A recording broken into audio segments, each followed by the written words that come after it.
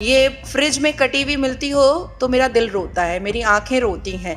ये एक्चुअली में ये मुगले आजम के ठरके आजम बन चुके हैं। ये बाबर आजम के जाहिल आजम बन चुके हैं। यस अलूना का अन शहर हरामे कातिलिन फी है कुल कातिलुन फीहा कबीरुन। ये भी कह रहे हैं कि जो इस्लाम को डिसअप्रूव करे काट दो उसको, तो हलाला करना पड़ेगा। अब परिवार तो चढ़ेगा हलाला करवाने के लिए। ओरिजिनली बेड पर कौन चढ़ेगा? ससुर साहब। हलाला का इंतजार मत करो मेरी बेटियां, आ जाओ इधर, सनातनी बनो और खूबसूरत सनातनी लड़के से शादी करवाऊंगी। 7 वचन 7 फेरा 7 जन्म का साथ करवाऊंगी, हनीमून पर भी भेजवाऊंगी। तो इतनी हिम्मत कैसे आती है? वो कहते हैं कि 15 मिनट का बयान सबको सुना होगा आपने कि 15 मिनट दे दें, पुलिस हटा दें। इतनी हिम्मत इन लोगों में कैसे आती है नाज़िर? अगर पूरे भारत का 80% हिंदू उतर जाए रोड पर और कहे आजा देख लेते हैं, मुझे लगता है 15 मिनट की जरूरत ही नहीं है। 5 सेकंड ब्लैकआउट कीजिए, दोनों भाई साफ। असदुद्दीन अवैसी इतना बड़ा चोर चुट्टा है, इतना बड़ा बेहुदा बदतमीज है और इतना बड़ा ये आवारा है। आवारा अब्दुल्ला मैं इसको बोलती हूँ, मुंह पे बोलती हूँ। हैदराबाद में 4 मीनार पे मैंने सभा में बोला था। अच्छा, वहाँ पे भी उनको 72 वर्जिन हूरें चाहिए और यहाँ पे भी वो 4 शादियां कर सकते हैं, ऐसा वो बोलते हमारे हैं। में 11 है जायज। 11? 45 से 6 साल तक का। 45 से स्टार्ट होता है, 6 साल पर अंत होता है। अभी यूसीसी का विरोध क्यों कर रहे हैं सारे आलिम दीन? क्योंकि यूसीसी में उनकी ठरकबाजी नहीं कंप्लीट होगी। ये मैंने पहली बार सुना। मैं तो 4 का सुनता था कि 11 शादियां जायज अपना राज चलाना चाहते हैं। मुसलमान भी मिट्टी के पुतले के सामने जन्नत के फरिश्ते अल्लाह सुभान के कहने पर मिट्टी के पुतले के सामने सजदा कर चुके हैं। सिर्फ ये नहीं है, पूरा का पूरा हिजाब खोल करके सामने आ जाएगा, जो पिछले 76 साल से हिंदुओं को बेवकूफ बनाया गया है। Hello and welcome to the raw podcast. और जो हमारी सीरीज चल रही है उसमें हम एक स्पेशल गेस्ट को लेके आए हैं। बीजेपी की नेता हैं, वायरल होती हैं अपने बयानों से और सुप्रीम कोर्ट लॉयर भी हैं। टाइम वेस्ट नहीं करते और मिलवाते हैं अपने एक बहुत ही स्पेशल गेस्ट से आज। Nazia ji, welcome to the raw podcast of In Khabar and India news. कैसी है मैम? हर हर महादेव, बहुत बहुत शुक्रिया रॉ पॉडकास्ट में बुलाने के लिए। और सारे क्वेश्चंस भी रॉ ही होंगे मुझे बिल्कुल बिल्कुल बिल्कुल। हम चाहेंगे कि आप वैसे ही जवाब भी दें और तमाम जनता आपसे सुनना चाहती है। और जितने भी आपने बयान दिए अभी तक, टीवी में हम लोग देखते हैं, वीडियोस देखते हैं, और कमेंट एक आता है आपके लिए कि भारत की शेरनी। इस पे आपका क्या रिएक्शन है? नहीं, भारत में रहने वाली जो महिलाएं हैं वो तो शेरनी होती ही हैं, महिषासुर मर्दिनी होती ही हैं। मैं तो अपनी बेटियों को ये कहती हूँ, अपनी बहनों को ये कहती हूँ कि महिषासुर मर्दिनी बनने की कोशिश करो। ये फ्रिज में कटी हुई मिलती हो तो मेरा दिल रोता है, मेरी आंखें रोती हैं। तो जहाँ दुर्गा की पूजा होती है, जहाँ काली की पूजा होती है, जहाँ सरस्वती की पूजा होती है, जहाँ माँ जगधरती की पूजा होती है, जहाँ तुलसी मैया की पूजा होती है, तो शेरनी तो पैदा होना ही था। भारत की पुत्री हूँ इसलिए। जी, भारत की पुत्री कहा आपने। आप एक खुद मुसलमान हैं और मैंने देखा आपको कि हाथ में रुद्राक्ष है। और शो की जो शुरुआत आपने की वो जय श्री राम के नारे से की। इसके पीछे क्या है? कैसे, मतलब ये ट्रांजिशन और ये सनातन धर्म को इतना प्रेज करना क्या है मैम? कुछ कहानी आप बताएं। नहीं, मैं देखिए, प्रेज करना अगर मैंने स्टार्ट किया होता तो शायद वो कहीं ना कहीं झलके दिख जाती। कई बार कई लोग मुझसे पूछ बैठते हैं कि कभी नमाज का दुपट्टा बांधा भी है, क्योंकि गूगल पे बहुत सारी तस्वीरें ढूंढते हैं पर मिलता नहीं है। तो मैं एक्चुअली में बहुत ही प्रॉपर और बहुत ही कट्टर मुस्लिम भी हूँ। और अल कुरान में कहीं पर भी नमाज का कोई भी तरीका नहीं दिया गया है। जैसे हम अतयात करते हैं, हम सलाम फेरते हैं, हम सजदे में जाते हैं, हम रुकू में जाते हैं, या हम नियत बांधते हैं, तो ऐसा कोई भी तरीका अल कुरान में है नहीं, तो मैं नमाज क्यों पढ़ूं? जी, ठीक है। और ये जो सनातन से प्रेम है, या महादेव के लिए, महादेव जी के लिए जो मेरी आस्था है, या भगवान राम के लिए जो आस्था है, वो बचपन से ही थी। मैं बहुत छोटी सी थी तब भी मैं मंदिर के सामने खड़े होकर के पंडित जी मुझे नारियल और प्रसाद देते थे और मैं लेकर के घर में आती थी। और मेरे नाना अब्बू हमेशा बोलते थे कि देख लो, ये कहीं ना ऐसा हो कि घर वापसी कर ले। तो ये बचपन से ही था। और जैसे जैसे फिर मैंने श्रीमद् भगवत गीता पढ़ा और कुरान को बहुत अच्छे से रिसर्च किया, तो हमारे कुरान में भी देखिए हजरत इब्राहिम अलैहिस्सलाम जो है वो बुतों को तोड़ते हुए नजर आ रहे हैं, आयत है पूरी जिसमें वो बुतों को तोड़ रहे हैं। तो इसका मतलब है कि सनातन धर्म पहले आया था, देवियों की और देव की प्रतिमा पहले आई थी, तभी ना हजरत इब्राहिम तोड़ रहे थे, अदरवाइज क्यों तोड़ते। तो जो धर्म इस धरती पर पहले आया है तो मुझे तो उस धर्म के लिए ईमानदारी और आस्था और विश्वास रखना ही है। तो ये कुछ आया नहीं है आस्था, ये जन्म से था मेरे अंदर आस्था। और रुद्राक्ष मुझे एक्चुअली में ये पहनने के बाद थोड़ी शांत हो गई हूँ, ऐसे बहुत वायलेंट हुआ करती थी, तो अब थोड़ी सी शांत हो गई हूँ। तो यही जो बयान है आपके नाज़िया मैम, इससे आपको एक टैग देते हैं मौलाना, जो मैं देखता हूँ आपके वीडियोस की, फेक मुस्लिम का जो टैग आपके ऊपर लगा दिया जाता है, इस पे आप क्या कहेंगे? नहीं, मुझे तो ये मुल्ला मौलवी आलिम दीन हाफिज कुरान या इस्लामिक स्कॉलर या हाजी, तो इनका तो मुझे नैरेटिव नहीं समझ में आता है। फेक मुस्लिम और ट्रू मुस्लिम होता क्या है? इनको देखिए, अब तो वो पीर बाबा पैदा हो रहे हैं या पैगंबर पैदा हो रहे हैं, 21st सेंचुरी में तो पॉसिबल नहीं है, बिल्कुल भी पॉसिबल नहीं है। मैं 21st सेंचुरी की महिला हूं, तो इनको अबू मरतहद की या जिब्राइल अलैहिस्सलाम की कोई चिट्ठी आई है जो ये बता रहा है कि नाजिया जो है वो फेक मुस्लिम है या जाली मुस्लिम है? कई बार मैं इस्लामिक स्कॉलर के साथ बैठती हूँ तो मैं उनसे पूछ लेती हूँ कि अच्छा बताइए, ये जो बात आप कह रहे हैं ये कौन सी आयत में और कौन से वर्सेस में लिखा हुआ है? वो नहीं बता पाते हैं। तो इसका मतलब ये हुआ कि इस्लाम को भीतर से, डीप डाउन से मैंने पढ़ा है, वो इस्लामिक स्कॉलर होकर के बैठ गए और लोगों को टोपी पहना रहा है, टोपी पहन करके। तो बहुत सी ऐसी चीजें हैं कि मैंने तो कई बार चैलेंजेस किया है कि मुझे अरब बुला ले, मुझे इराक बुला ले, मुझे तालिबान बुला ले, मुझे पाकिस्तान बुला ले। इवन जाकिर नायक जब अभी पाकिस्तान आया था तो मैंने बजाफ्ते पाकिस्तान सरकार को मेल किया था कि मुझे बुलाइए और मैं जाकिर नायक के सामने बैठ करके कन्फ्रंटेशन करना चाहती हूँ। जाकिर नायक ने लिखित रूप में पाकिस्तानी गवर्नमेंट को दिया है कि नाजिया से मुझे बात नहीं करनी है, ये लिखित रूप में है। आप पाकिस्तान गवर्नमेंट से इसको RTI करके पूछ सकते हैं कि डर है नाजिया का।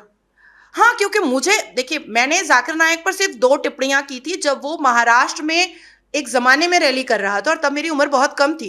वो अपनी प्रीच रख रहा था। मैंने सिर्फ इतना पूछा था कि अगर आप इस्लाम और प्रॉफिट मोहम्मद के फॉलोअर हैं तो आप अपने घुटने के नीचे कुरान कैसे रख सकते हैं? कुरान तो सर मत्थे रखा जाता है, आप तो ऐसे करके उठाते हैं, तो आप अपने घुटने के नीचे कुरान कैसे रख सकते हैं? पहला सवाल मेरा था। दूसरा सवाल मेरा उनसे था कि 72 वर्जिन हूर की कौन सी आयत है वो बता दीजिए। दोनों में वो फेल हो गए। तो जब मैं इतनी छोटी सी थी तब वो फेल हो गए, तो अब तो सोच रहे होंगे कि नाजिया तो प्रो हो चुकी होगी। तो इसलिए उन्होंने पाकिस्तान की सरकार को कहा, इवन ये बात आरजू काज़मी जी को भी पता है, पाकिस्तान की सरकार को बजाफ्ते उन्होंने कहा है कि नाजिया को नहीं बुलाना है। तो ऐसे कई मौलवी मुल्ला, जैसे देखिए आप लोगों के टीवी चैनल के डिबेट पर भी बहुत सारे बैठते हैं हाजी, पूरे अल कुरान की आयत और वर्सेस और सूरतें आप पढ़ लीजिए। प्रॉफिट मोहम्मद सल्लल्लाहु अलैहि वसल्लम बी पीस अपॉन हिम, जो मक्का मदीना में रहते थे, जिन्होंने जंगे बदर और जंगे करबला कर दिया, जिन्होंने जंगे बदर पर काबिज करने के लिए अपने नवासों को गवा दिया, उनके नाम के आगे हाजी नहीं था। जितने भी हमारे पैगंबर प्रॉफिट हैं, अल्लाह के करीबी जो 25 पैगंबर और प्रॉफिट है, उन्होंने अपने नाम के आगे हाजी नहीं लगाया। जिस हबशी ने पहली बार मक्का मुअज्जमा में अजान दिया था, उसने अपने नाम के आगे हाजी नहीं लगाया। तो ये कैसे भारत में हाजी कैसे पैदा हो जा रहा है जी? तो मैं जब इनके हिजाब खोलती हूँ ना, तो ये मुझे एक टैग देते हैं कि तुम जाली मुसलमान हो, तुम चिटिंगबाज मुसलमान हो, तुम मुर्तद हो।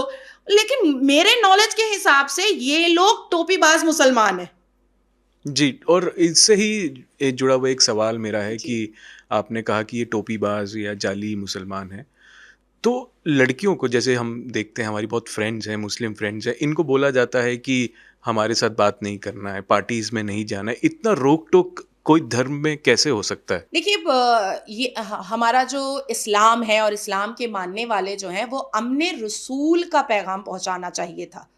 और अमने रसूल कौन है? प्रॉफिट मोहम्मद सल्लल्लाहु अलैहि वसल्लम। प्रॉफिट मोहम्मद सल्लल्लाहु अलैहि वसल्लम की पहली जो शादी हुई थी, पहला जो निकाह हुआ था वो बीबी खदीजा रजी अल्लाह ताला अन्हो से हुआ था जी। और वो उनसे उम्र में 15 साल की बड़ी थी, मोर देन 15 ईयर, और वो बिजनेस टाइकून थी। और बीबी खदीजा के पैसे पर ही प्रॉफिट मोहम्मद सल्लल्लाहु अलैहि वसल्लम, क्योंकि वो तो चरवाहे थे, बकरियां चराते थे, उनके पास कहां से पैसा आया? वो अपनी अहलिया मतलब बीवी के पैसे पर ही वो इस्लाम का प्रचार और तबलीग किया करते थे। तो जब प्रॉफिट मोहम्मद ने अपनी बीवी को नहीं कहा कि घर पे बैठ जाओ, तो ये कौन होते हैं घर पे बिठाने वाले? हमें कौन होते हैं?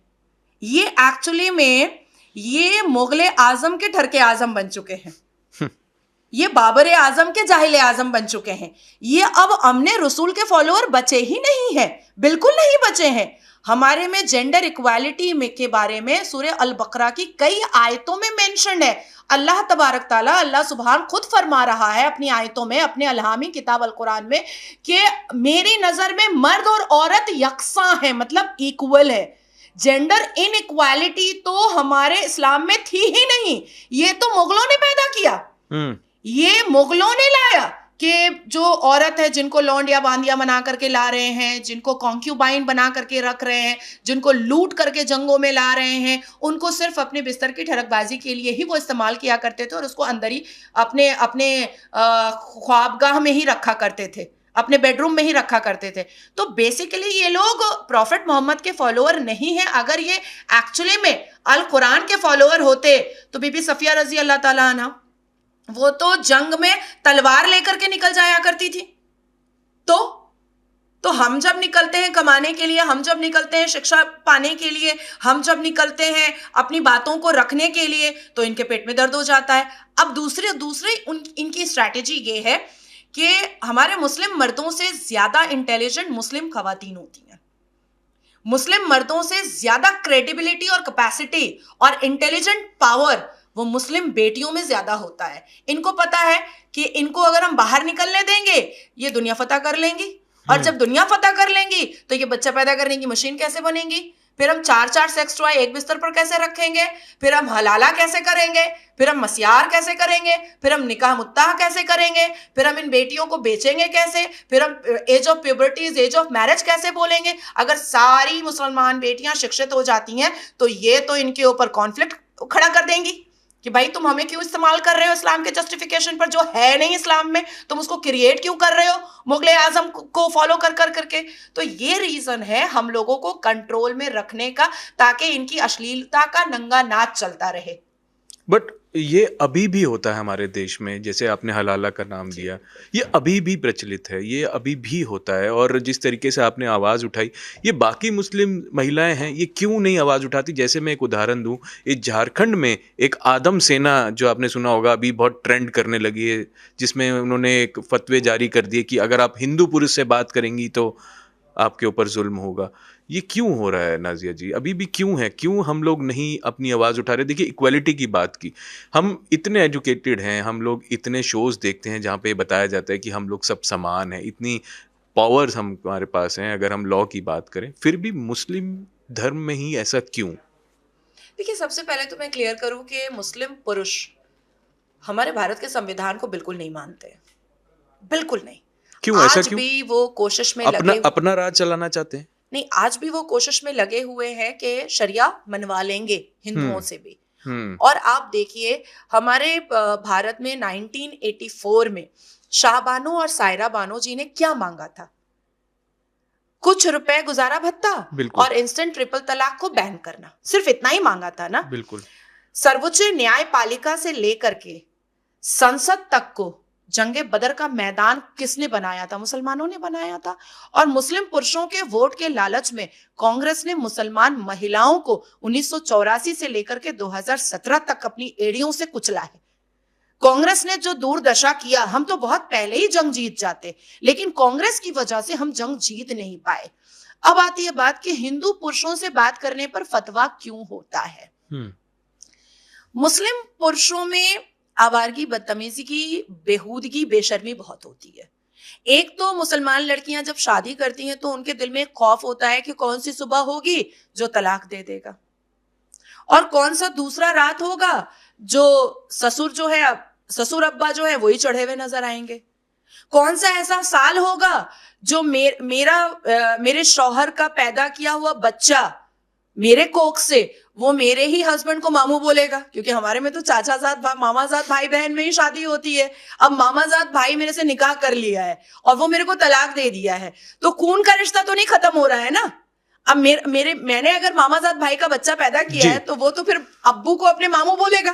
और फिर अगर उसको फील हो जाता है कि नहीं गलत कर दिया, नाजिया बहुत अच्छी लड़की थी, मेरे को इसके साथ दोबारा रहना है, तो हलाला करना पड़ेगा।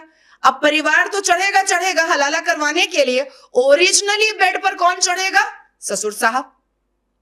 तो इन सारी गंदगियों को जैसे जैसे हम लोग प्रखर होकर के सामने ला रहे हैं, वैसे वैसे मुसलमान बेटियों के दिल में ना घृणा पैदा हो रही है, घिन कर रही है वो। और मैंने तो एलानिया कर्नाटका में कहा है, रोहिणी में कहा है, हैदराबाद में मंच में कहा है, उसके बाद झारखंड जो इलेक्शन में मैं गई हुई थी मैंने वहां कहा है, महाराष्ट्र में मैंने कहा है, महाबलेश्वर में कहा है, पुणे में कहा है कि जैसे ही मुस्लिम पुरुष मुस्लिम बेटियों को तलाक दें, हलाला का इंतजार मत करो मेरी बेटियां, आ जाओ इधर, सनातनी बनो और खूबसूरत सनातनी लड़के से शादी करवाऊंगी, 7 वचन 7 फेरा 7 जन्म का साथ करवाऊंगी, हनीमून पर भी भिजवाऊंगी।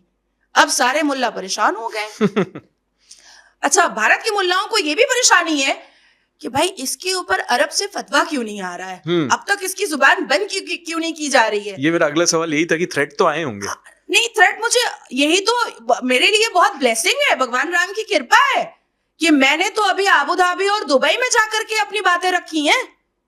अभी आई थिंक 3 महीना हुआ है, और जब मैं दुबई एयरपोर्ट पर मैं उतरी हूं, मुझे बिल्कुल भी भगवान राम की सौगंध कि मुझे बिल्कुल आइडिया नहीं था कि तकरीबन 1.5 लाख लोग फूल का माला लेकर खड़े रहेंगे मेरे लिए, वो भी दुबई और अबू धाबी में। और जब मैंने देखा तो मुझे लगा कि भगवान राम साथ में है भाई, महादेव की कृपा है। तो देखिए, एक्चुअली में फतवा एक सजेशन होता है। सूरह अन-निसा में जाइएगा, उसके वर्स में जाइएगा, तो उसको भी मैंने डिकोड किया था महाराष्ट्र के इलेक्शन में, और तभी सज्जाद नुमानी को माफी मांगनी पड़ी थी जी। यही डिकोड, ये मेरा ही डिकोड किया हुआ था, जो सज्जाद नुमानी ने माफी मांगी थी महाराष्ट्र विधानसभा इलेक्शन के बाद। मैंने जो जमायतुल उलमाए हिंद के जो चीफ थे उनके साथ मैं डिबेट पर बैठी थी, और मैंने उनसे पूछा कि फतवा क्या होता है। अल कुरान के हिसाब से फतवा is a kind of suggestion. Just suppose कि मैंने रोजा रखा हुआ है और मिडिल ऑफ डे ड्यूरिंग रोजा मुझे पीरियड्स आ गया है, तो मैं सजेशन मांगूंगी किसी इमाम से, किसी आलिम दीन से कि आप मुझे बताइए कि मैं रोजा कंटिन्यू करूं या कुछ खा पी लूं, मेरा रोजा होगा वो मतलब अप्रूव्ड होगा, या मैं कुछ खा पी करके सन्नाटा कर लूं 6 दिन के लिए। तो जब वो मुझे कहेंगे कि नहीं नाजिया आप इस रोजे को पूरा कर लीजिए, दिस इज फतवा। अब सपोज मैंने अभी लिपस्टिक लगाई हुई है और अजान हो गई है, मैं मुसल्ला बिछा के नमाज पढ़ ली, मुझे याद नहीं रहा, तो मैं पूछूंगी आलिम दीन से कि मैंने लिपस्टिक लगाई हुई थी और मैंने नमाज पढ़ ली जल्दी में, तो क्या ये नमाज मेरी पूरी हुई? This is fatwa. Fatwa is a kind of suggestion as per Al Quran. अब अल्लाह को कहां से पता था कांग्रेस के लिए वोट मांगो, आम आदमी पार्टी के लिए वोट मांगो, MIM के लिए वोट मांगो, फलाना के लिए वोट मांगो, धमाका के लिए वोट मांगो, ये क्या अल्लाह को पता था? 1450 साल पहले क्या नेहरू साहब बता दिए थे फोन करके अल्लाह को कि हम कांग्रेस ला रहे हैं? तो ये जो फैब्रिकेट नैरेटिव जो फैलाया है मुल्लाओं ने अपनी अपनी दुकानदारी चलाने के लिए, कांग्रेस को वोट दो, हम फतवा जारी कर रहे हैं, क्योंकि थैला आता है नोट का, इसको वोट मत दो क्योंकि हम फतवा जारी कर रहे हैं। तू है कौन भाई फतवा जारी करने वाला? तुझसे किसने सजेशन मांगा? तुझसे किसने मशवरा मांगा? फतवा मांगा जाता है, फतवा दिया नहीं जाता है। तो ये नोट के लालच में सिर्फ और सिर्फ इस्लाम को बदनाम किया जा रहा है। मैं तो सही इस्लाम लोगों को बताने की कोशिश में लगी हुई हूँ। जो आपने बातें कही उससे तो साफ जाहिर होता है कि ये वोट बैंक पॉलिटिक्स जो कांग्रेस ने खेला, बट अब जो ये बातें होती हैं कि बीजेपी जो है वो हिंदू मुस्लिम करके सरकार चलाती है, इसमें कितनी सच्चाई है नाजिया जी? 0% भी सच्चाई नहीं है, 0% भी सच्चाई नहीं है। अगर कोई किसी देश के आदरणीय प्रधानमंत्री ये चाहते हैं कि एक विधान एक संविधान हो, क्या ये बुरा है? हम अरब जाते हैं, मिडिल ईस्ट जाते हैं, वहां अल कुरान के हिसाब से चीजें चलती हैं, बिल्कुल चलती हैं। वहां आज भी कोई चोरी करता है तो हाथ काट दिया जाता है, कोई रेप करता है तो औजार काट दिया जाता है, कोई गलत निगाहों से औरत को देखता है तो उसकी आंखें निकाल दी जाती हैं, कोई गाली देता है तो उसकी जुबान काट दी जाती है। अब आप झंडा लेकर के जाइए वहां, हालांकि हमारे यूएई में 3 मिलियन से ऊपर हिंदू हैं, क्या उन्होंने कभी भी कोई प्रोटेस्ट निकाला कि नहीं अगर मैं चोरी करूंगा ना तो आप मुझे किसी सेक्शन पे 3 महीने के लिए जेल भेज देना? क्या अप्रूव करेंगे? वो नहीं करेंगे। आप पाकिस्तान जाइए, पाकिस्तान में ब्लास्फेमी की क्या सजा है? सर तन से जुदा की सजा है। अब आप पाकिस्तान अगर आप जा रहे हो, चलो आप मीडिया के काम से ही जा रहे हो और आपसे अनजाने में ब्लास्फेमी हो जाती है तो आपका सर तन से जुदा होगा। आप कहोगे नहीं 307 की धारा के हिसाब से ना मुझे उम्र कैद दे दो, क्या वो मानेंगे? नहीं मानेंगे। तो उसी तरीके से भारत में संविधान माना जाता है, कोई शरिया मनवाने की कोशिश करेगा तो आदरणीय प्रधानमंत्री क्यों मानेंगे? बिल्कुल नहीं मानेंगे, किसी हाल में नहीं मानेंगे। अब अभी बहुत हवा उड़ा वक्फ का, इसको भी डिकोड मैंने किया है और मैं, मेरा अगला सवाल यही था। हाँ, मैं पूरी जिम्मेदारी से आपको कह रही हूं। मैंने एक न्यूज चैनल डिबेट में एक मुल्ला से सिर्फ इतना पूछा कि कुरान की कौन सी आयत में वक्फ का जिक्र है। चलो बोर्ड हटा दो, बोर्ड इज इंग्लिश वर्ड, हाँ जी। वक्फ इज एन अरबिक वर्ड। तो वक्फ मतलब डोनेशन, ये कहां पर वक्फ लिखा हुआ है वो बता दो, आयत पारा ही बता दो। चलो आयत नहीं पता, बता पाए थे? नहीं, है ही नहीं। अल कुरान में लेकर आई हूं इसीलिए ताकि कोई मुझे काउंटर करे तो मैं कर सकूं। मैं इसलिए अल कुरान लेकर आई हूं साथ में, और पूरी जो बायोग्राफी ऑफ प्रॉफिट मोहम्मद है वो भी मैं लेकर आई हूं साथ में। तो पूरे अल कुरान के 30 पारा में, अरबा में, निस्फ में, सलासा में, वर्सेस में, सूरतों में, आयतों में कहीं पर वक्फ के बारे में कोई जिक्र ही नहीं है। उसके बाद मैंने उन मौलाना साहब से ये भी पूछा कि चलो ठीक है संविधान में बता दो किस चैप्टर में है, किस आर्टिकल में है, किस सबसेक्शन में है, क्योंकि है ही नहीं हमारे संविधान में भी। और फिर वो अगर वो ये सब है ही नहीं तो इतनी जमीनें कैसे हड़प ली? तो ये तो मतलब माफिया है। हाँ, तो मैं तो कहती हूँ कि हमारे एशिया का सबसे बड़ा सोनागाछी प्रोस्टिट्यूट एरिया है, उस पे धावा बोलो ना वक्फ बोर्ड का, जरा बोलो ना, क्यों नहीं बोलते हो? जीबी रोड को बोलो ना, जरा बोलो ना, क्यों नहीं बोलते हो? मतलब वहां पर भी आप सोचो कि कितनी मानसिकता इनकी खराब है। एशिया का सबसे बड़ा लैंड अगर कहीं पर है तो वो सोनागाछी है। मेरे चैम्बर से सिर्फ और सिर्फ 17 मिनट की दूरी पर है। आ जाओ, बोलो, धाबा बोलो, बोलो ये वक्फ की जमीन है, सारी निकल जाओ, मैं यहाँ मस्जिद बनाऊंगा, मैं यहाँ मजार बनाऊंगा। लेकिन नहीं, क्यों नहीं बोलते हो? इतनी बड़ी जमीन ले लो ना। देखिए, नेहरू साहब की वजह से भारतवासियों को, मुसलमान बेटियों को और बहुत ही इंटेलिजेंट मुसलमानों को बहुत कुछ झेलना पड़ा है, बहुत कुछ झेलना पड़ा है। वर्शिप एक्ट 1991 आया, हिंदू अपनी मंदिरें नहीं ले सकते, और वक्फ बोर्ड आया कि जिस मंदिर पर भी सफेद रुमाल रख देगा मुसलमान, वो मुसलमान ले लेगा। तो चारों तरफ से कुचला गया हिंदुओं को। अब इसमें आपको लग रहा होगा कि मुसलमान तो नहीं कुचल रहा है, नहीं, हमारे देश में ऐसे भी मुसलमान हैं जो इनकी बदसलूकियों को और इनके शातिराना दिमाग को, इनके डायबॉलिक माइंड को और इनकी स्ट्रैटेजिकल माइंड को और इनके इजी मनी इनकम को समझते हैं, और वो भीतर ही भीतर विरोध करते हैं। मैं आपको पूरी जिम्मेदारी से विद प्रूफ भी दे सकती हूँ। मेरे कोलकाता के चेंबर में सबसे ज्यादा अगर मेरे क्लाइंट कोई है तो वो मुस्लिम है। अच्छा जी। इवन अभी एक पॉडकास्ट के लिए दिल्ली से ही एक लड़की गई थी कोलकाता में, 4 दिन कोलकाता में थी, और वो देख करके दंग हो गई। उसने कई विजुअल्स लिए, सारे दाढ़ी वाले आ रहे हैं आपके पास, सारे दाढ़ी वाले आ रहे हैं आपके पास, सारी हिजाब वाली आ रही है आपके पास।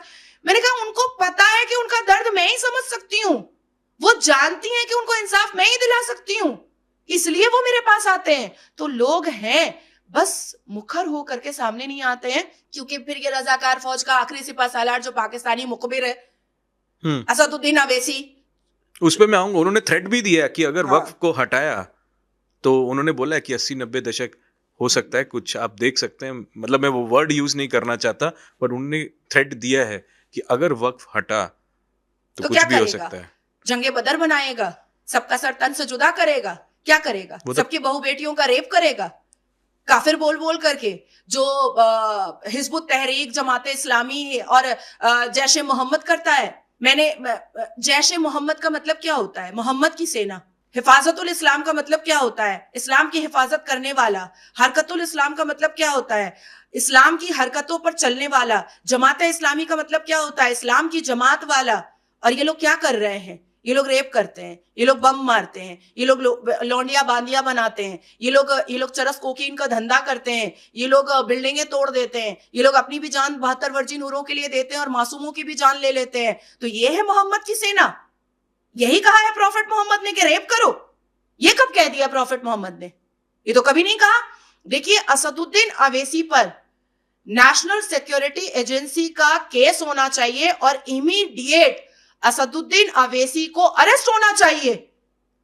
आज अगर मैं पार्लियामेंट में होती ना, तो उसकी आंखों में आंखें डाल करके उसके हलक में उंगलियां डाल करके मैं पूछती कि तुम्हारे पार्टी का नाम पहले बता दो।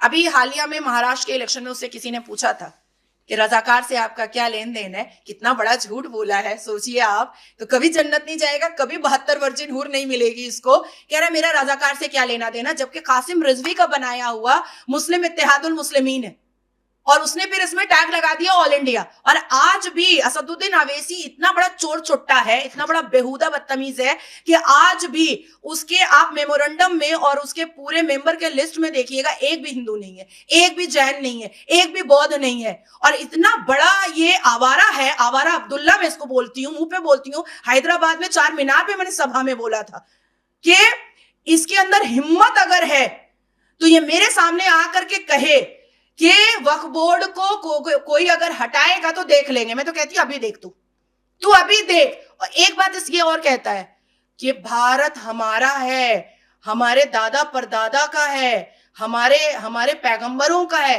भाई तू कौन सी दुनिया में रह रहा है? लोगों को बेवकूफ क्यों बना रहा है? अगर हम आदम अलैहिस्सलाम की तरफ से जाते हैं, बहुत गौर से सुनने की बात है, अगर हम आदम, क्योंकि हमें क्या बोला जाता है कि हम आदम की औलाद है, जिसको आप लोग एडम बोलते हैं।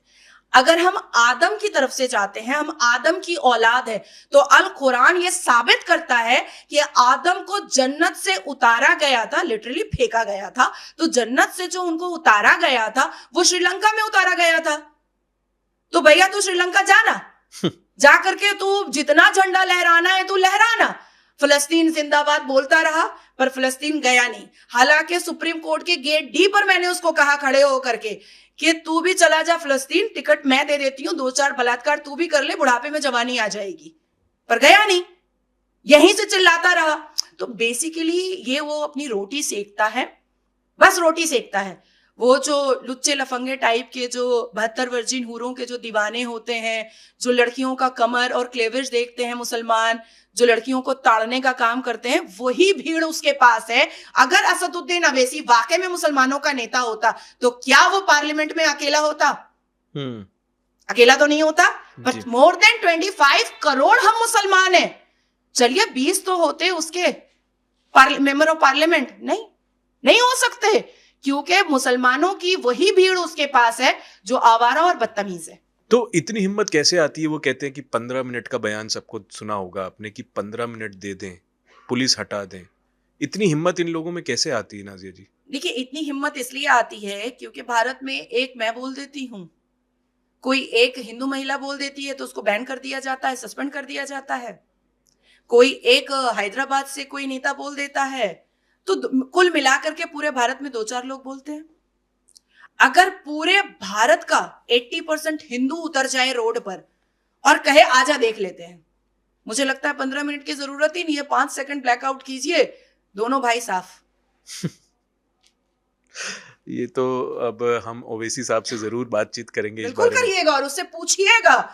एक बार तो एक नेशनल न्यूज के डिबेट पर माइक वाइक फेंक के भागा है मेरे सामने, मैं थी, अच्छा, फेंक के भागा है। मैं वो वीडियो क्लिपिंग भी आपको भेज दूंगी, उसको दिखा भी दीजिएगा कि क्यों भाग गए थे। हजरत उमर फारूक की वो बात कर रहा था तो मैंने आयतों के साथ उसको ट्रांसलेट बताया कि आप झूठ बोल रहे हैं यहाँ पर, तो वो माइक वाइक फेंक के भागा था। तो उससे जरूर कहिएगा कि नाजिया इलाही खान ने ये बात कहा है जी।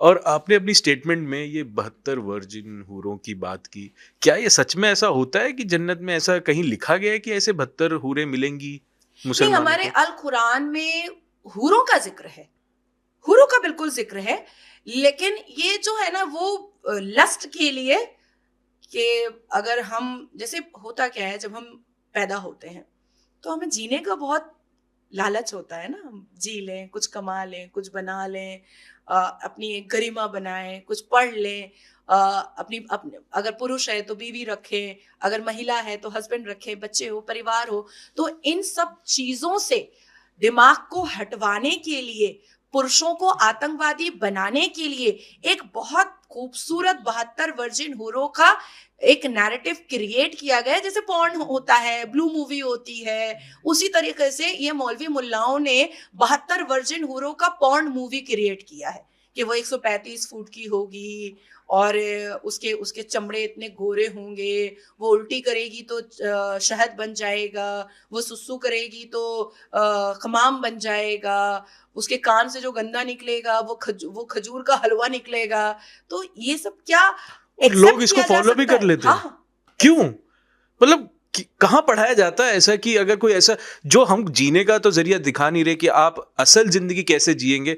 आप जन्नत की बात करते हैं कि वहां पे आपको हूरें मिलेगी, यहाँ पे तो जीना सिखाना चाहिए। नहीं, आप मुसलमानों से पूछिएगा, मुसलमान पुरुषों से पूछिएगा, अगर महिलाओं से पूछिएगा तो वो सेंसिबल रिप्लाई देती हैं, लेकिन मुसलमान पुरुषों से, और खास करके आलिम दीन या क्लेरिक या स्कॉलर आप लोगों के चैनल पर जो बैठते हैं, उनसे अगर पूछिएगा तो वो कहेंगे हम तो आखिरत के लिए बैठे हैं।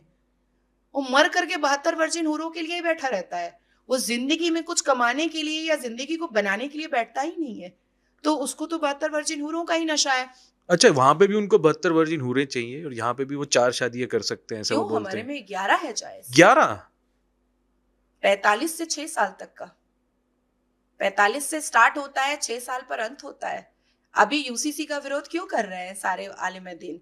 क्योंकि यूसीसी में उनकी ठरकबाजी नहीं कंप्लीट होगी। ये मैंने पहली बार सुना, मैं तो 4 का सुनता था कि 4 11 शादियां जायज। जायज है, एकदम हलाल।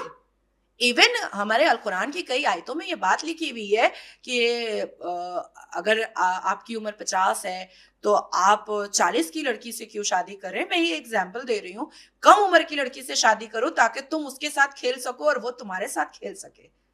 प्रोवोकेशन ऑफ सेक्सुअल डिजायर्स है हमारे अल कुरान में, प्रोवोकेशन ऑफ ठरकबाजी है, ये मेंशन्ड है। और आपने कहा कि ये 72 वर्जिन हूरें सिखाई कहाँ जाती हैं? मदरसे के अंदर सिखाई जाती हैं, मज़ारों के अंदर सिखाई जाती है। क्यों आप 1992 आप अजमेर शरीफ, अजमेर कांड भूल गए हैं क्या? कोठा चकला नहीं बना था, पूरा मुजरा हुआ था, पूरा एकदम द डर्टी पिक्चर बन के तैयार था वो। आज भी लोग जाते हैं, सजदा करते हैं, आज भी मन्नतों के धागे बांधते हैं। क्या यही लोग जो अजमेर शरीफ में जाकर के सजदा कर रहे हैं और मन्नतों के धागे बांध रहे हैं, वो सोनागाछी में जाकर के मन्नतों के धागे बांधेंगे? क्योंकि सेम ही जगह है, जगह तो सेम ही है, वहां पर भी चकलाबाजी हो रही है और वहां पर भी चकलाबाजी हो रही है, वो तो सेम ही काम रहा है। और उसका प्रूफ तो आज भी चिश्तिया परिवार का 4 सुरमा और हरा कुर्ता वाला, टोपी वाला आज भी यहाँ दिल्ली जेल में है, उसकी पूरी सर्टिफाइड कॉपी मेरे पास है। तो ये लोग एक्चुअली हिजाब पहन करके इस्लाम करते हैं, इस्लाम जानते कुछ भी नहीं है। कल एक राज्य ने भारत के यूसीसी लागू किया, जो कि उत्तराखंड ने, जी उत्तराखंड ने, और काफी जो है कई वर्गों ने इसको सराहनीय डिसीजन कहा कि एक यूनिफॉर्म सिविल कोड होना चाहिए, हर इंसान सामान्य है।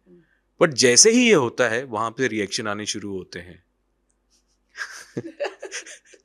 क्यों ऐसा? क्यों डरते हैं? किस बात से डरते हैं ये भी हम जानना चाहेंगे। नहीं, डरते नहीं है, क्योंकि शरिया कानून नहीं मानेंगे फिर उनकी, जो आज जैसे कि आपने बताया कि पर्दे के पीछे रहें, हम इतनी शादियां कर सकेंगे, हमको तलाक चाहिए, बहुत आसानी से तलाक मिल जाता है, हम किसी के साथ भी शादी कर सकते हैं, अपने रिलेशन में शादी कर सकते हैं। अब यूसीसी में नहीं है ऐसा, आपको सब कुछ बताना पड़ेगा। पहले एक आयत पढ़ करके आपको सुनाना चाहती हूँ कि यूसीसी से जी प्लीज। एक्चुअली में सिर्फ ऐसा नहीं है कि 4 शादी 11 शादी या ऐसा कुछ है, बहुत सारी ऐसी चीजें हैं जिसके पन्ने खुल जाएंगे। नहीं प्लीज, हम जानना चाहेंगे। मैं वो एक ही आयत है, मैं सिर्फ उसको पढ़ करके आपको सुनाना चाहती हूँ और उसके बाद फिर मैं इसका डिटेल बोलूंगी आपको। वइज़ क़ुल्ना लिल मलाइकति इसजुदू व लिआदम फसजदू इल्ला इब्लीस अबा वस्तकबरा व मकाना मिनल काफिरीन व क़ुल्ना या आदम उस्कुन अंत व ज़ूजकल जन्नत व कुल्ला मिनहा रगदन हैसु शयातुमा व ला तक़रा बहाज़िहि शजरत फतकूना मिनज़ ज़ालिमीन। इसका मतलब है कि अल्लाह तबारक ताला ने जब आदम अलैहिस्सलाम को, एडम को जब मिट्टी से बनाया और उसके बाद मिट्टी से उनको बहुत खूबसूरत सा बना करके जब उसमें रूह फूकी, प्राण प्रतिष्ठा, रूह फूकी, तो उन्होंने जन्नत के सारे फरिश्तों को कहा कि तुम इसको सजदा करो। ठीक है, एक विधान, एक संविधान, एक ही संविधान सबके लिए। ये खुल जाएगा इनका कि मुसलमान भी बुत परस्त है। अच्छा, इसलिए मैंने आपको ये आयत पढ़ करके सुनाई। मुसलमान भी बुत परस्त हैं और मुसलमान भी मिट्टी के पुतले के सामने जन्नत के फरिश्ते अल्लाह सुभान के कहने पर मिट्टी के पुतले के सामने सजदा कर चुके हैं। अच्छा, आपके यहाँ प्राण प्रतिष्ठा होती है जी। हमारे यहाँ अल्लाह ने रूह फूका था मिट्टी के पुतले पर। तो ये सारे भेद खुलेंगे। इसके बाद मैं आपको एक और आयत सिर्फ सुनाऊंगी सूरे मरियम का, जी, जो भी आप लोग, जो बहुत जरूरी है सुनना। ये सूरे अल-अंबिया, सूरे मरियम में भी जाइएगा तो मिलेगा। फरजहा फनकहा फीहा मिन रूहना वजअलनाहा व इब्नाहा आयतन लिल आलमीन, we breathe into her from her vagina. जैसे बहुत सारी बातें होती हैं ना कि हनुमान जी का पसीना गिरा और उनको औलाद हो गई किसी एक पृथ्वी पर। हमारे यहाँ तो बीबी मरियम ने ईसा मसीह को जन्म दे दिया उनके वर्जाइना में फूकने से। कैसे? तो जब अल्लाह के फूकने से, वर्जाइना में फूकने से बीबी मरियम अलैहिस्सलाम को हजरत ईसा मसीह पैदा हो सकते हैं, तो हनुमान जी के पसीने से उनको औलाद हो ही सकती है। तो यूसीसी से सिर्फ ये खतरा नहीं है कि हलाला नहीं कर पाएंगे, अपनी बहू से ही मतलब मजा नहीं मार पाएंगे, या 6 साल की बच्ची में औरत नहीं ढूंढ पाएंगे, या एज ऑफ प्यूबर्टी और इस एज ऑफ मैरिज का नाम लेकर के नाबालिगा बच्चियों का चीरहरण नहीं कर पाएंगे, या 11 शादी नहीं कर पाएंगे, या सक्सेशन में बेटियों को पैसा बराबर में देना पड़ेगा, बेटियों को गुजारा भत्ता देना पड़ेगा, तलाक नहीं देना पड़ेगा। सिर्फ ये नहीं है, पूरा का पूरा हिजाब खोल करके सामने आ जाएगा जो पिछले 76 साल से हिंदुओं को बेवकूफ बनाया गया है। आपको क्या कहा जाता है? आप पीगन हैं, आप बुत परस्त हैं, आप इस्लाम के हिसाब से काफिर हैं, है ना? इसलिए आपका सर तन से जुदा हमारे लिए सवाब का काम है, हमारे लिए सवाब का काम है। जैसे बहुत सारी आयतें हैं, मैंने 26 आयतों के बारे में तो आपने सुना होगा कि मैं उस पर लीगल एक्शन ले रही हूं। तो वो 26 आयतों में बहुत सारी ऐसी आयतें हैं जिसको जानना और समझना बहुत जरूरी है। वक्तलूहुम हैसा सफिक्तुहुम व अखरुजुहुम, इसमें अगर आप जाइएगा तो इसमें साफ है, सूरह अल बकरा है वर्सेस 191 है, और उनको जहां पाओ कत्ल कर दो, ये लिखा है। हाँ, ये लीजिए, पढ़ लीजिए। अच्छा, अंग्रेजी में पढ़ लीजिए, अरबी तो शायद लोगों आपको लगेगा कि नहीं आती है। कुरान सूरा नंबर 2 आयत number 191, slay the unbeliever wherever you find them. ये लीजिए, पढ़ लीजिए। मैं वर्सेस के हिसाब से और कुरान के पारा के साथ बता रही हूँ। उसके बाद है कुरान सूरा नंबर 3 आयत number 28, Muslim must not take the infidels as friend. Infidel किसको कहा जाता है? काफिर को, बुत परस्त को। कुरान सूरा नंबर 3 आयत number 85, any religion other than Islam is not acceptable. कुरान सूरा नंबर 5 आयत number 33, may man crucify infidel if they criticise Islam. और भी है, मतलब और भयंकर हो जाएगा, इसलिए मैं चुप हो जा रही हूँ। नहीं, आपने जो बोला वो वैसे ही भयंकर है।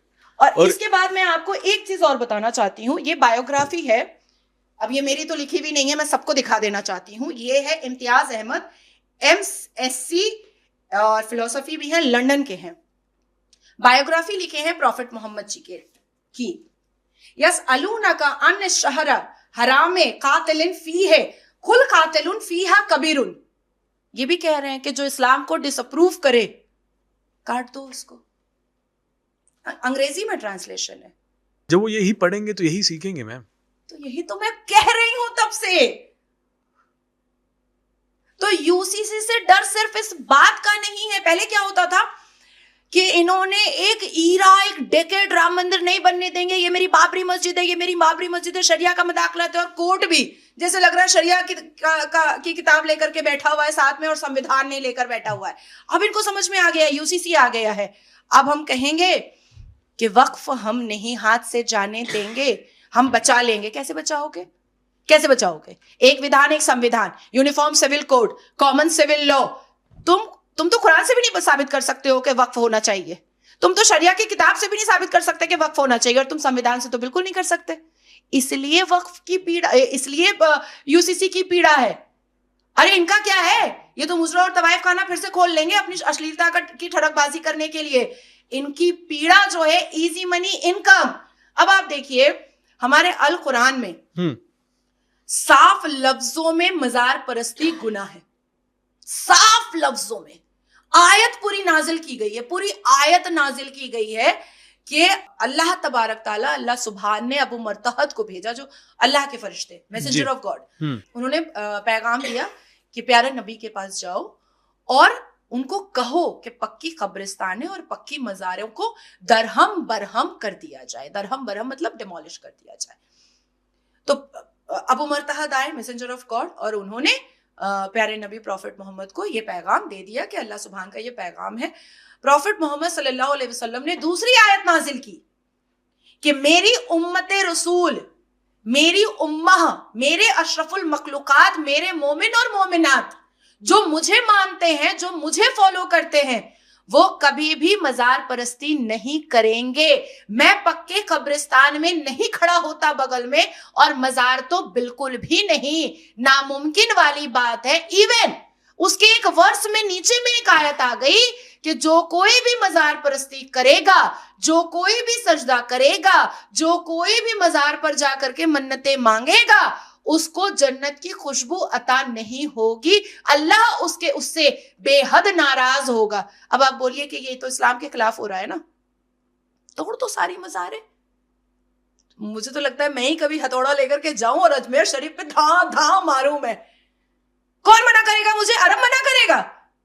कभी नहीं मना करेगा अरब, क्योंकि मेरे इस स्टेटमेंट को एक देवबंद जमात ने अरब भेजा था। वहां से आया कि वो सही बोल रही है। अच्छा, वहां से आया कि वो सही बोल रही है। Mazar parasti is an unpardonable sin according to our Quran. तो यहाँ पे तो एक मस्जिद बचाने में कितने लाखों लोगों को मरवा दिया गया। तो आप सोचिए कि इस्लाम के जस्टिफिकेशन पर और इस्लाम के बियॉन्ड दोनों चीजें एक साथ कर रहे हैं। इस्लाम का सहारा लेकर के इस्लाम के खिलाफ जाकर के इजी मनी इनकम कर रहे हैं सिर्फ। अब मजार से क्या है? चादर बिक्री वाला, फूल बिक्री वाला, लुबान बिक्री वाला, अगरबत्ती बिक्री वाला, बताशा बिक्री वाला, लुकुमदाना बिक्री वाला, चप्पल रखने वाला, उसके बाद मजार का जियारत करवाने वाला, फूल चढ़वाने वाला, सिर को झुका झुका करके सबको सजदा करवाने वाला, फूल फेंकने वाला, और उसके बाद फिर बेटियों का मोलेस्टेशन भी हो जाता है। मतलब सारी चीजें एक साथ हो जाती हैं। ना इनको पढ़ना पड़ता है, हम तो अपनी आधी जिंदगी पढ़ने में जाया कर देते हैं। ना इनको खटना पड़ता है, हम सुबह 6 बजे उठते हैं क्योंकि 9 बजे कोर्ट में करना पड़ता है। उसके बाद रात में कब पहुंचेंगे वो भी नहीं पता, फिर घर को भी देखना पड़ता है। इनके ऊपर तो कोई जिम्मेदारी नहीं है।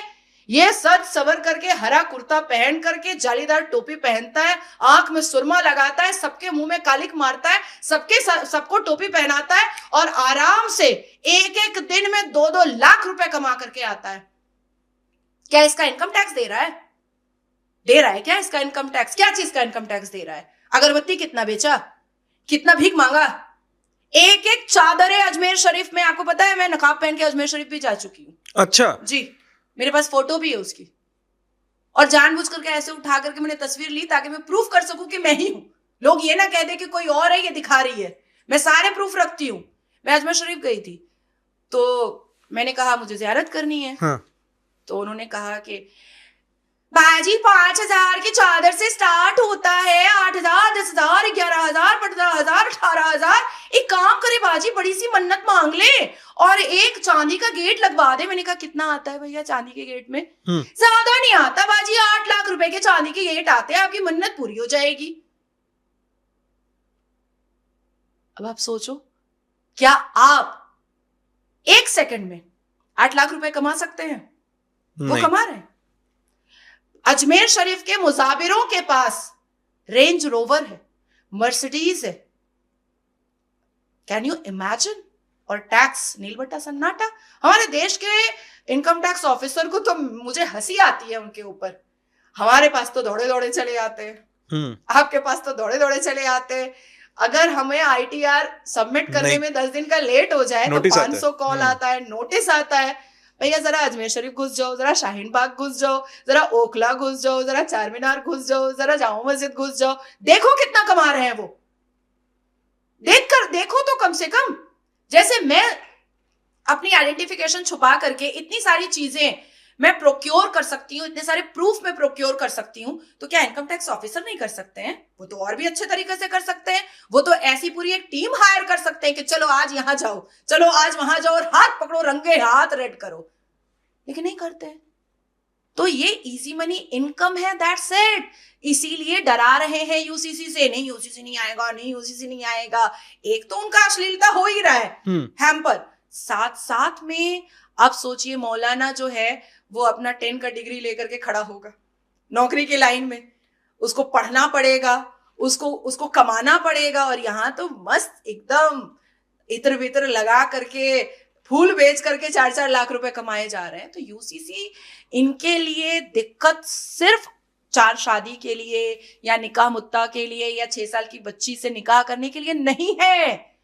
इनको हमारी तरह एक कामकाजू बना देगा यूसीसी, एक मुकम्मल इंसान बना देगा, इसलिए ये खिलाफ तो है। पूरे देश में क्यों नहीं लागू कर पा रहे? अभी तो हमारी सेंटर में बीजेपी की सरकार है, क्यों हमको इतनी देरी हो रही है? कम से कम बीजेपी शासित देशों में तो जो राज्य हैं वहां पे तो लागू हो सकता था यूसीसी। नहीं, देखिए कोई भी इतना बड़ा निर्णय ऐसे नहीं लिया जाता है।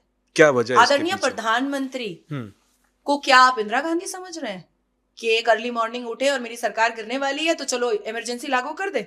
नहीं, हर एक दशा और दिशा को देखा जाएगा, हर एक मौजू को परखा और समझा जाएगा, हर एक सिचुएशन को तोला और मोला जाएगा, और तब जाकर के होगा। और मुझे लगता है कि ये बहुत खूबसूरत निर्णय है, क्योंकि देखिए डिक्टेटरशिप इंदिरा गांधी के जमाने में था, डिक्टेटरशिप आदरणीय प्रधानमंत्री श्री नरेंद्र दामोदर दास मोदी जी के जमाने में कभी नहीं हो सकता। वो इंसान ऐसा है जो मजदूरों के साथ चेयर हटा करके जमीन पे बैठता है। तो अचानक से यूसीसी पूरे देश पर लागू करने का मतलब, ठीक है, उत्तराखंड पे पुष्कर धामी जी को ऐसा लगा कि वो लागू कर सकते हैं, उनकी ड्राफ्टिंग कंप्लीट हो गई, उनको ऐसा लगा कि हाँ वो संभाल सकते हैं। पूरे देश पे लागू करने का अभी सिचुएशन तो ठीक नहीं है। जिस दिन आदरणीय प्रधानमंत्री को लगेगा एकदम 8 बजे आ जाएंगे और आकर के कह देंगे कि कल सुबह 8 बजे से पूरे देश में यूसीसी लागू हो गया। अच्छा, वक्फ ने जो इतनी सारी जमीनें हमसे हड़पी हैं, इस पे भी इतना संशोधन क्यों, इतने डिस्कशंस क्यों हो रहे हैं, जब हमको पता है कि जैसे कि आपने बताया कि बहुत इलीगल है ये मामला, जो कि कुरान में आपने कहा वहां पे भी मेंशन नहीं, तो इसमें इतने संशोधन क्यों किए जा रहे हैं? नहीं, देखिए मैंने तो कई बार कहा है कि वक्फ में किसी भी अमेंडमेंट की जरूरत नहीं है, बल्कि वैनिश और इरेज करने की जरूरत है। लेकिन होता क्या कि उठते किरण रिजिजू जी और कहते कि वक्फ जो है आज से खत्म हो गया, वो भी डिक्टेटरशिप में आ जाता, वो भी आ जाता डिक्टेटरशिप में। इट्स बेस्ट ना कि कन्फ्रंटेशन हो गया, डिस्कशन हो गया, आप अपने प्रूफ दे दो, आप अपनी सारी चीजें दे दो। और देखिए मुसलमान पक्षों ने कितनी गलतियां करी, एक QR कोड निकाल दिया, भोपू लेकर के निकल गया, पूरे गली गली में घूम रहा है कि सब कोई यहाँ पर वोट करो वोट करो, जिस वोट का कोई मान्यता ही नहीं था। जेपीसी में कोई मान्यता नहीं था। फिर बच्चों को सिखाया मुल्लों ने उटंगा पैजामा पहन करके कि हमारे कब्रिस्तान छिन जाएंगे, हमारी मस्जिदें छिन जाएंगी, हमारा वो छिन जाएगा, हमारा फलाना छिन जाएगा। ऐसा कुछ था ही नहीं। तो कन्फ्रंटेशन से क्या हुआ कि चोर की दाढ़ी में तिनका समझ में आ गया ना, क्योंकि वो तो अपने आप को प्रूफ ही नहीं कर पा रहे। और अब जब हम कह रहे हैं कि चलो हम वैनिश कर देते हैं, बचाओगे कैसे? अब आती है एक बहुत इंपॉर्टेंट बात कि ब्रिटिश जिन्ना और नेहरू ने मिलकर के वक्फ को बनाया था पसमानदा मुसलमानों के रिफॉर्मेशन के लिए, ठीक है। मिलियन पैसा हमारे देश से वक्फ बोर्ड ने उठाया है जी, ठीक है। उठाने के बाद फिर अवैसी क्यों चिल्ला रहा है कि साड़ी है तो ब्लाउज नहीं है, पजामा है तो कुर्ता नहीं है, क्यों चिल्ला रहा है? फिर छत है तो पलंग नहीं है, पलंग है तो नलका नहीं है, रोटी है तो भात नहीं है, भात है तो सालन नहीं है, फिर क्यों चिल्ला रहा है? ये मिलियन पैसा तुमने पसमानदा मुसलमानों को दिया क्यों नहीं? आज भी आप सच्चर कमीशन की रिपोर्ट को उठाइएगा, आप देखिएगा हम मुसलमान दलित से भी पीछे हैं एडुकेशन में। क्यों? आपके पास तो मिलियन पैसा आ रहा था, आपने क्या किया? मुख्तार अंसारी का मैंने रिसर्च पूरा डेटा निकाला था संपत्ति का। शिया वक्फ बोर्ड की तकरीबन आई थिंक 1600 एकड़ जमीन वो लेकर के रखा हुआ था, जिसमें एक जमीन तो सोनिया गांधी के किसी रिलेटिव की थी। अच्छा जी, आप गूगल सर्च कीजिए कि सोनिया एंटोनियो के किस रिलेटिव की संपत्ति को मुख्तार अंसारी ने हड़प किया था, और जब उसका पूरा डेटा मैंने निकाला तो पता चला कि वो शिया वक्फ बोर्ड की प्रॉपर्टी थी। तो पहले सोनिया एंटोनियो ने हड़पा, उसके बाद ये उसका भी अब्बा निकल गया मुख्तार अंसारी, उसने उसको हड़पा, बाद में पता चला मर गया मरदूद जिसका फातिहाना दुरूद चला गया ऊपर। तो सारी चीजें दरम बरम हुई, सारी चीजें डिमोलिश हुई और पत्ते खुलते चले गए, चीजें सामने आती चली गई। तो अब 2017 में ही देख लीजिए, आप लोगों ने भी दिखाया होगा, वक्फ बोर्ड प्रॉपर्टी स्कैम आया था जी। मुतवल्ली मैनेजर वो अपनी व्यक्तिगत जीवन की लग्जरियस लाइफ के लिए वक्फ बोर्ड की प्रॉपर्टी का यूज कर रहा था। बेटी को जहेज में दिया जा रहा है, बेटे को विदेश भेजा जा रहा है वक्फ बोर्ड की संपत्ति को बिक्री कर करके। क्या इससे कोई मना कर सकता है? तो पसमानदा तो बेचारा पसमानदा ही रह गया, गरीब तो बेचारा गरीब ही रह गया, जो अशिक्षित है वो तो अशिक्षित ही रह गए। आप ही सिर्फ मलाई खा रहे हो।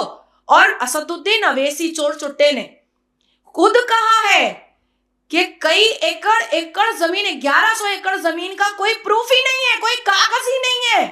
तो जब कागज नहीं है तो लड़ किस लिए रहे हो? मुझे तो शक है कि असदुद्दीन अवैसी का बर्थ सर्टिफिकेट भी पाकिस्तान में होगा। आखिरी 2 सवाल आपसे मैं पूछना चाहूंगा कि हर आतंकवादी इस्लाम मुसलमान नहीं होता, बट जब भी कोई केसेस आते हैं उसमें यही क्यों निकलता है कि आतंकवादी मुसलमान? अभी तो मैंने आपको इतनी सारी आयतें बताई है। देखिए होता क्या है कि आप जब बाइबल पढ़ते हैं, हालांकि ईसाई और कसाई ऑलमोस्ट सेम है, लेकिन फिर भी रिफॉर्मेशन जो है वो ईसाइयों में बहुत आया। जैसे हमें क्या सिखाया गया, ब्रिटिश ने भारत पर रूल किया था, ब्रिटिश ने नहीं रूल किया था, ईसाइयों ने रूल किया था। मुगलों ने हिंदुओं को मारा, उनकी बहु बेटियों को लूटा। मुगलों क्यों बोल रहे हो, मुसलमानों ने मारा, है ना? तो एक माइंडसेट बिठाया जाता है कि हिंदू आक्रोश में मत आओ। तो क्या हो रहा है कि ईसाई भी जो है ना फिर रिफॉर्म हो रहे हैं कि हटो यार, अब बहुत हो गया, क्या करना है, अब अच्छे से रहते हैं, खाते हैं, पीते हैं। अब देखिए मिडिल ईस्ट, हमारे आदरणीय प्रधानमंत्री को बुला करके 27 एकड़ की जमीन पर मंदिर बना दिया गया, और आदरणीय प्रधानमंत्री को बोला गया आप जहां उंगली रखिएगा वहां पर ही हम मंदिर बनाएंगे। हमारे कल्चर को वो लोग अडेप्ट कर रहे हैं, ईद मना रहे हैं। तो अब क्या हुआ कि मिडिल ईस्ट को भी, अरब को भी पता चल गया कि कितना तेल देंगे, अब तो इलेक्ट्रॉनिक कार आ रही है, अब तो इलेक्ट्रिक से कारें चल रही हैं, तो तेल का महत्व कहाँ बचा? सोना हमारे भारत में सस्ता हो रहा है, अरब में महंगा हो रहा है, तो कितना सोना निकालेगा, है ना? तो उनको भी समझ में आ गया कि एक देश को बहुत खूबसूरत तरीके से चलाने के लिए उसको इकोनॉमिकली बहुत पावरफुल होना पड़ेगा, उसका डिफेंस बहुत पावरफुल होना पड़ेगा। तो ये लोग रिफॉर्मेशन की तरफ चले जा रहे हैं। लेकिन यहाँ जो भारत के मुसलमान हैं, इसमें 70 to 75% जो मुस्लिम है वो आज भी जिन्ना के नफरती शरिया को फॉलो कर रहे हैं। जिस दिन वो संविधान को फॉलो करने लगेंगे, मैं आपको बड़ी जिम्मेदारी से कह रही हूँ कि पूरे 57 देश, मुस्लिम देश से सबसे ज्यादा खूबसूरत मुसलमान हमारे भारत के हो जाएंगे, अगर वो संविधान को फॉलो करने लगे तो। नहीं, हम भी यही चाहेंगे कि संविधान को फॉलो करें, क्योंकि देखिए एक देश तभी चलता है जब हम लोग सब एक साथ रहें, एक हंसते खेलते रहें। ये जो भड़काऊ भाषण जो होते हैं, ये समझने वाली बात है कि नेता आपसे वोट बैंक की अपील ही कर रहा है, उनको सिर्फ वोट चाहिए आपसे, वो तो भड़का के निकल जाएगा। बट आपको समझना चाहिए कि आप मारता है मुसलमान तो अवैसी का बेटा तो नहीं आता, है ना जी, वही तो अरेस्ट होता है। चप्पल मारता है मुसलमान, किसी का सर तन से जुदा करता है मुसलमान, किसी का रेप करता है मुसलमान, तो वही तो अरेस्ट होता है। अवैसी तो नहीं भेज रहा है अपने बेटे को, जाओ उसका रेप करके आओ, वो काफिर है, जाओ पार्लियामेंट पे अटैक करके आओ, वो काफिर है, पार्लियामेंट को खत्म कर दो। अवैसी अपने बेटे से तो नहीं करा रहा है, अवैसी तो अपने बेटे को बहुत लग्जरियस लाइफ दे रहा है। या आपके मौलाना रशीदी हैं, या और भी जितने भी दारुल उलूम वाले हैं, या तौकीर रजा है, ये लोग अपनी बहुओं को तो शाहीन बाग में नहीं उतारा था। अपनी बेटियों को तो शाहीन बाग में नहीं उतारा था कि धरना पे बैठ जाओ नकाब पहन करके। अपनी बहू बेटी और अपनी बेटे बेटियां तो घर में रहते हैं, अब मजे में अय्याशियां करते हैं, और गरीब मुसलमानों को ये लोग रोड पर उतार देते। इसकी एक और वजह है, अगर सारे मदरसे टूट जाए और वो स्कूल में कन्वर्ट हो जाए, शिक्षित होगा मुसलमान, क्राइम खत्म होगा, उसके दिमाग से आतंक खत्म हो जाएगा। क्योंकि शिक्षा जो होती है ना, एकेडमिक क्वालिफिकेशन जो होता है, वो इंसान को बहुत बेहतरीन इंसान बनाता है, खूबसूरत इंसान बनाता है। देखिए, बहुत अच्छा मैसेज था आपका, और मैं चाहूँगा कि लोग इसको फॉलो करें, स्पेशली मुसलमान फॉलो करें, क्योंकि हम चाहते हैं एक अच्छा सा देश रहे, सब एक साथ रहें। आखिरी सवाल, नाज़िया जी, हज करने कब जाएंगी? कभी नहीं जाऊंगी। क्यों? एक मैं जन्नत कभी नहीं जाना चाहती हूँ, और एक मैं हज करने कभी नहीं जाना चाहती हूँ। अब लोग इस पर भी मुझे पता है विवाद खड़ा करेंगे। जन्नत में शैतान होता है। अच्छा। जन्नत में शैतान होता है, आपको भी शौक लगा? बिल्कुल। क्योंकि बताया यही जाता है कि शैतान बुरी जगहों पर होता है। हाँ। तो एक नात है, एक दाना खिलाकर शैतान ने आदम को निकाला जन्नत से, एक दाने पे इतनी नादानी, अंजामों को मुसलमान भूल गए, जो रोजे अजल पैमा किए दुनिया में मुसलमान भूल गए। तो आदम अलैहिस्सलाम को शैतान ने जन्नत में बहकाया था और उनको अनाज खिला दिया और उनको पोटी आ गई और उनको जमीन पर उतारना पड़ा अल्लाह सुभान को। तो इसलिए मैं जन्नत नहीं जाना चाहती। एक कि ब्रैड पिट नहीं है, टॉम क्रूज नहीं है, कोई है नहीं, लियोनार्डो डिकैप्रियो नहीं है, तो मैं जाऊंगी क्या? 72 वर्जिन हूर है तो कोठा चकला जाके मैं क्या करूंगी? दूसरा कि जन्नत में शैतान होते हैं, और ये पूरा कुरान के हिसाब से मैंने बताया है। हज करने इसलिए नहीं जाना चाहती हूँ क्योंकि वर्बल मॉलेस्टेशन होता है वहां पर, क्योंकि तवाफ जो होता है वो मर्द और औरत का साथ में होता है। अच्छा। तो आप देखिएगा कि भारत में मस्जिदों में औरतों को नहीं जाने दिया जाता है, दाखिल नहीं करने दिया जाता है। बट कई मैंने नेता तो देखे हैं जाते हुए। अगर हम वेस्ट बंगाल की बात करें, ममता बनर्जी भी ममता बनर्जी मंच पर जाकर खड़ी हो जाती हैं, beyond the Islam, beyond the Quran, beyond the हदियत। अब क्योंकि सारे मुसलमानों को उनसे बाप बड़ा ना भैया, सबसे बड़ा रुपया, तो इसलिए उनको चाट लेता है, उनका तलवा भी चाट लेता है। लेकिन आप देखिएगा भारत में मस्जिदों में औरतों को नहीं जाने दिया जाता है, क्योंकि उनको ऐसा लगता है कि औरतें आएंगी तो उनका अगाड़ पिछाड़ देख करके उनका वजू टूट जाएगा। लेकिन हज में औरतें जाती हैं और मर्द के साथ वो तवाफ करती हैं। तो उस तवाफ में आप गूगल में सर्च कीजिएगा, कई इस्लामिक स्कॉलर हैं, ब्रिटेन की हैं, खुद अरब की हैं, इजिप्ट की हैं, पाकिस्तान की हैं, जर्मनी की हैं, जो इस्लामिक स्कॉलर हैं, उन्होंने आर्टिकल लिखा है कि उनका मॉलेस्टेशन हुआ है।